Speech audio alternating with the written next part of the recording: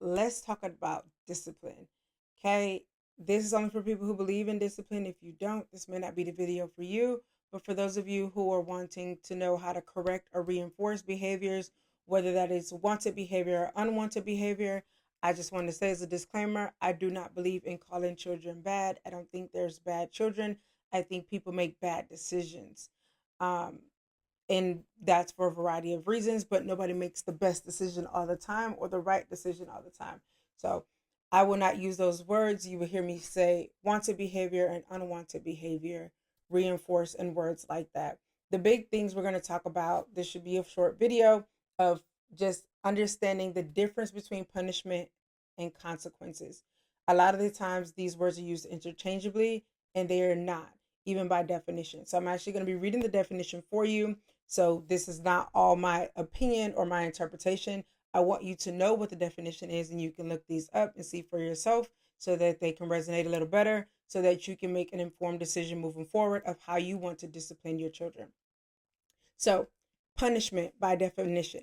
And I want to say that understanding the biggest thing is that I want you to take away from this video is that consequences are appropriate, punishment typically is not.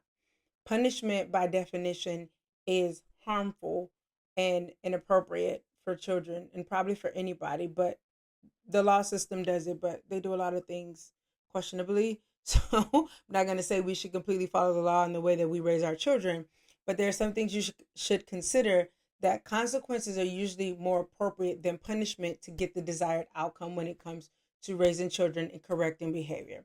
Okay, so punishment, that by definition is the infliction or imposition of a restriction, financial penalty, a form of suffering, or other desired consequence of an offense. So this typically looks like rough treatment or handling inflicted on or suffered by a person or thing. So, from a psychological point, the definition is consequences that decrease the likelihood of behavior occurring again in the future. So, you may have heard the word consequences twice in these definitions, both definitions.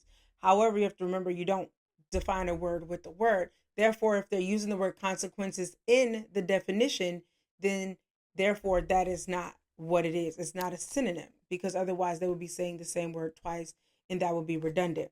So the reason they use it twice is because the words can overlap.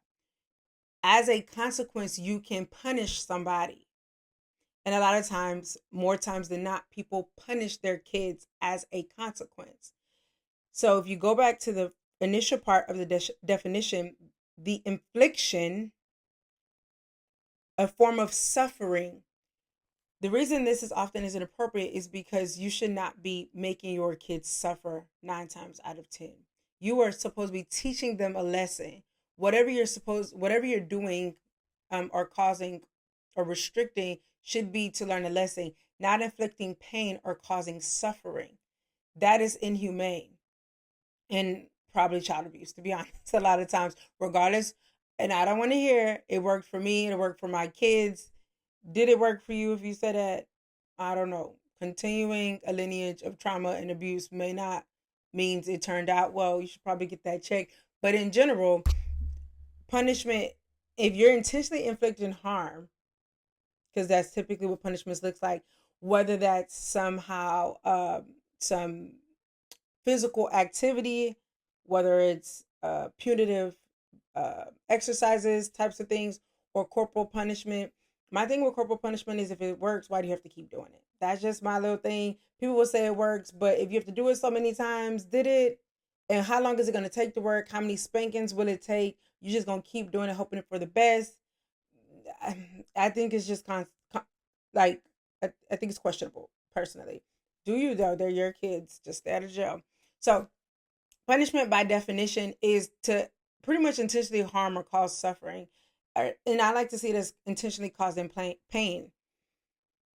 Your job is not to inflict pain, because you are teaching the child, or you can teach the child, that when someone wrongs them or upsets them, that they deserve harm.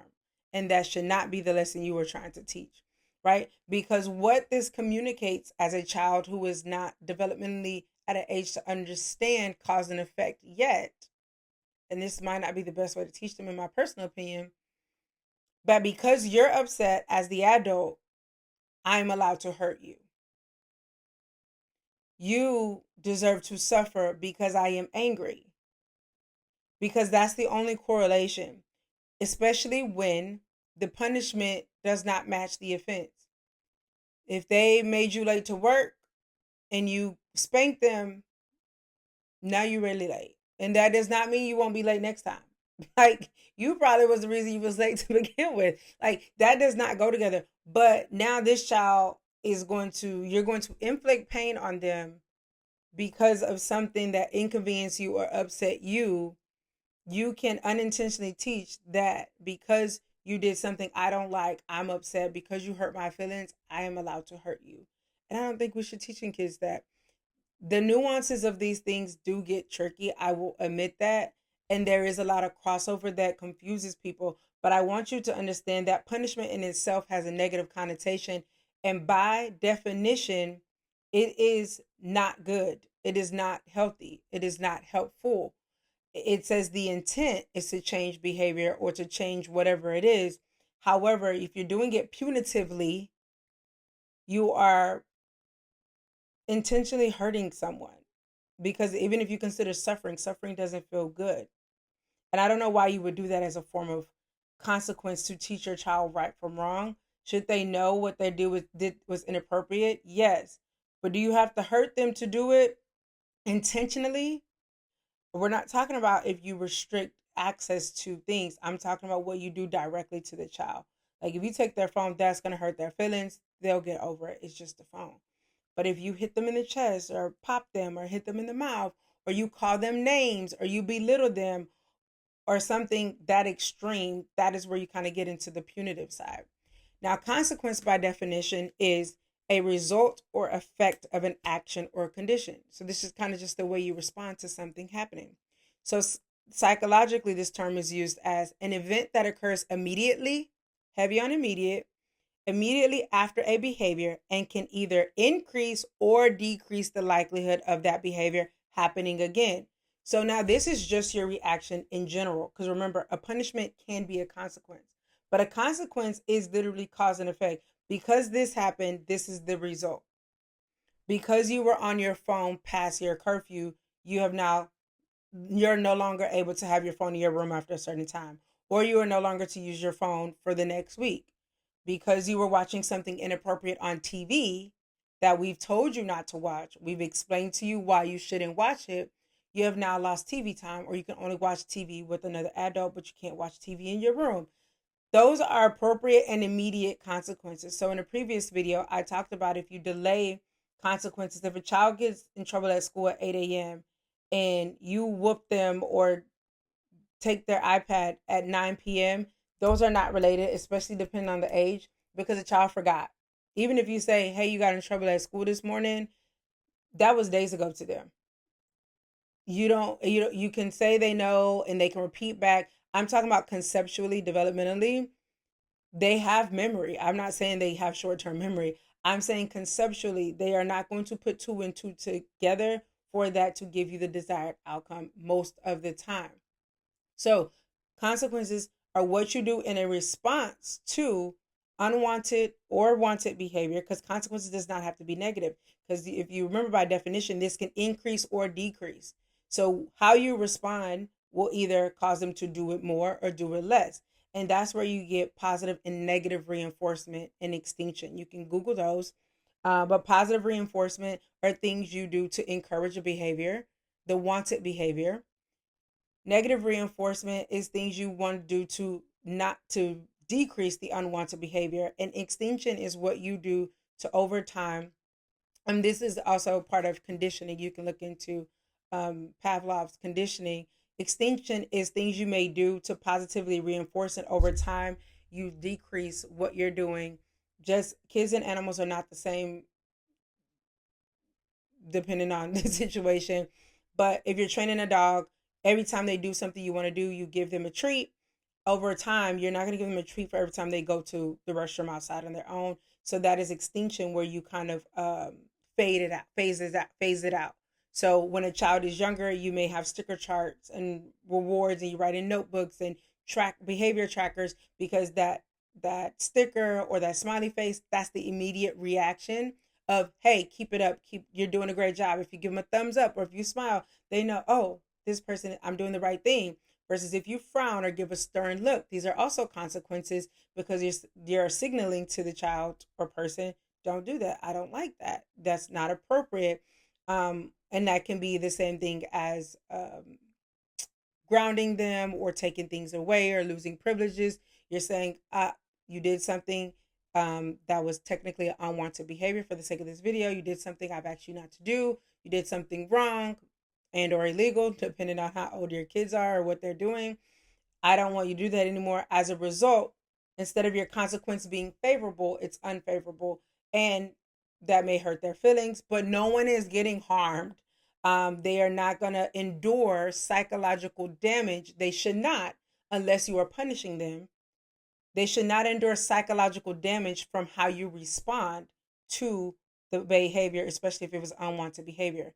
If it is going to cause some type of abuse, emotional or psychological, emotional, then you're on the side of punishment, and that can backfire or cause additional problems later down the line, which we'll have to talk about in another video. So you can decide what that looks like for you and your house and your family. It is easier said than done, finding something that works to help rear your child. I saw this other thing I wanted to mention online, and it said a consequence is a direct result of an action to teach and promote reflection and accountability. Punishment is a penalty inflicted for a specific act, often with the goal of shaming or controlling the individual, and it may not be directly related to the original behavior. And that's what I was saying earlier. This is all Googleable. These are not my words. Not particularly AI, but Googleable. Somebody else's words for sure. Shaming and controlling, that's the psychological implications I just referred to. And like I said, depending on the age and the timing of this, it may not be tied to the original behavior, especially if this is a personal response or reaction. So if this, again, if you're triggered, if you're upset, if you're embarrassed, if you're fed up, if you're having a bad day, if you need a nap, if you're hungry, the way you respond may not be appropriate to the behavior. And it's more about you in that moment of, get out of my face, leave me alone. You're not having a temper tantrum, the adult version, and you're taking it out on your kids, and now you're punishing them. And again, you can argue about whether punishment works or not the way you do it. The thing is the intent, and does it make sense? And a lot of times it doesn't. And if it is going to cause more harm than good, even in the long run, then it's probably not a good idea to begin with. I hope this helps.